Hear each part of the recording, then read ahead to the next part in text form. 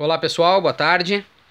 Estamos aí colocando no ar mais um vídeo para o nosso canal do YouTube.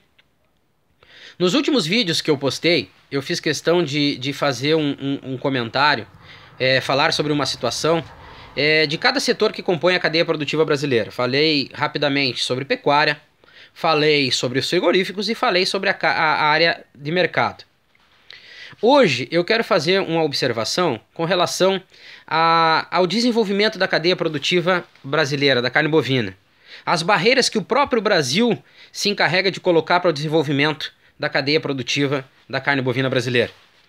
Quem lê os meus artigos, seja no meu perfil do LinkedIn, ou seja, nas colunas, né, na coluna que eu tenho na Feed Food, e na revista Feed Food, e no blog que eu tenho na revista americana Carnitech, pode já ter uma ideia, né, da minha visão com relação a esse assunto. Eu acho e tenho certeza e afirmo que hoje o Brasil se encarrega de ser de colocar as maiores barreiras, né, para o desenvolvimento da cadeia produtiva da carne bovina. Eu tenho uma dúvida, né, com relação a certas situações, porque o Ministério da Agricultura hoje não tem no Brasil nenhum projeto, nenhum programa de desenvolvimento e de orientação para pequenos e médios produtores, né? Sejam pecuaristas, sejam frigoríficos. Eu não vou nem entrar no mérito da questão das três grandes empresas, porque essas empresas vivem, de certa forma, às custas de benefícios do governo, né? E que podem, né? Que são valores altíssimos, que podem fazer das suas operações, mesmo que não sejam lucrativas, operações que, de certa forma, bagunçam o mercado. Mas a minha preocupação, ela é voltada para o outro lado da cadeia produtiva, porque na realidade nós temos duas situações hoje no Brasil, né? A cadeia produtiva dos grandes e a cadeia produtiva dos pequenos e médios. Nesse meio aí, surgem algumas associações que se dizem representantes da cadeia produtiva da carne da bovina e que na realidade representam o interesse de um pequeno grupo dentro dos seus associados. E isso faz com que o desenvolvimento não seja igual, faz com que a grande lucratividade e as grandes oportunidades de mercado venham a ficar à disposição apenas de um grupo muito seleto, né, de empresas que comandam, né, essa representatividade do Brasil, principalmente no mercado externo. E isso o Ministério da Agricultura precisaria tomar à frente, né? Mas quando nós analisamos o Ministério da Agricultura, nós vimos que quando há uma representatividade no comércio exterior, por exemplo, lá está o presidente, o ministro da Agricultura ou o secretário da Agricultura ao lado do presidente da BIEC ou de um representante da BIEC ou da BPA. Por quê? Por que essa ligação tão grande? Por que a BIEC tem, né, de certa forma, dentro da sua presidência, pessoas que já fizeram parte do Ministério da Agricultura? Eu não consigo entender por que tem essa ligação tão grande. E essa ligação faz com que não é ilegal, eu acho que não é ilegal. Todos aqueles que têm condições, né, de ter uma pessoa ou um grupo de pessoas com mais conhecimento e com mais entrada dentro de um setor ou de outro, ela não está sendo desleal.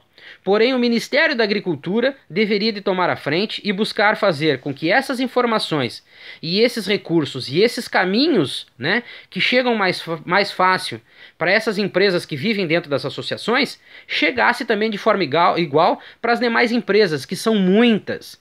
Existem muito mais empresas que não fazem parte da associação, por exemplo, da BIEC e da BPA, do que se imagina. Mas só que hoje no Brasil, quando a gente encontra alguma empresa que a gente fala, por exemplo, sobre a BPA e a BIEC, nem sabe o que significa.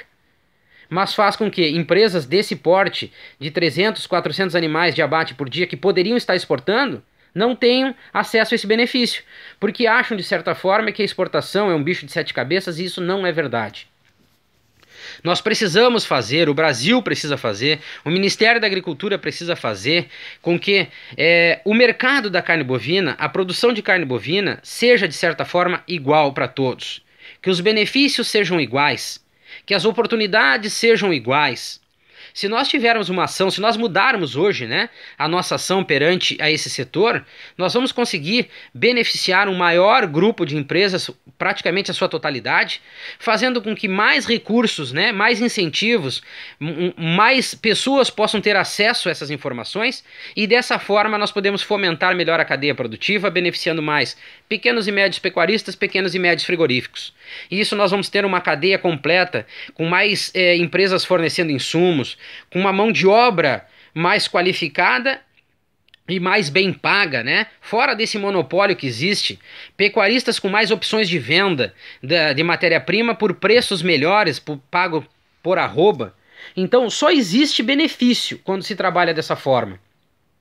E o Brasil hoje, da maneira que vem se desenvolvendo a exportação de carne bovina, poderia já hoje apresentar um número muito maior, né? Uma produtividade muito maior a nível de Brasil do que nós estamos tendo nos últimos meses. Então o Brasil precisa parar de ser aquela pedra no sapato. O Brasil precisa parar de criar empecilhos, que nem o próprio Ministério da Agricultura veio a tomar uma ação totalmente equivocada com a mudança do RISPOA, com a criação de uma multa para as empresas que não seguem a legislação. A mudança do RISPOA pouco mudou, certo? Se nós formos tomar por base os frigoríficos, né, que tinham lá o livrinho do RISPOA, aquele livro vivia mais dentro de gaveta do que outra coisa, né? Então isso nada mudou.